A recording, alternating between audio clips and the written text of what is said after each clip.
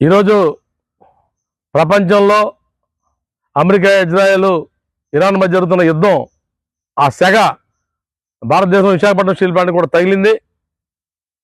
Visakhapatnam steel plant daily 12 టన్నుల liquid petroleum gas వాడుతూ ఉంటుంది.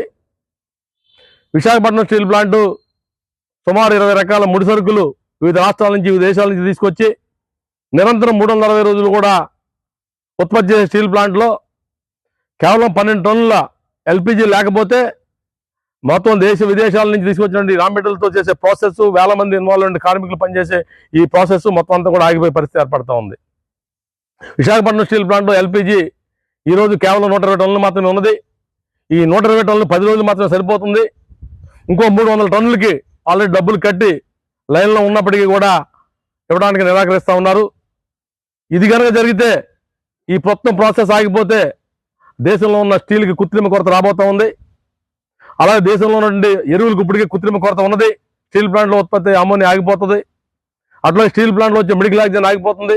అలా బై ప్రొడక్ట్స్ కూడా అన్ని కూడా ఆగిపోయేందుకు అవకాశం ఉంది. కాబట్టి వెంటనే ముఖ్యమంత్రి గారు కలవ చేసుకుని కేంద్ర పెట్రోలియం శాఖ మంత్రి గారి మీద ఒత్తిడి తీసుకురావాలని, తద్వారా విశాఖపట్నం స్టీల్ ప్లాంట్ ఇది కూడా మార్చి మాసంలో టర్నోవర్ పెంచుకునే దిశలో, లాభాలు పోయే దిశలో ఉన్నది.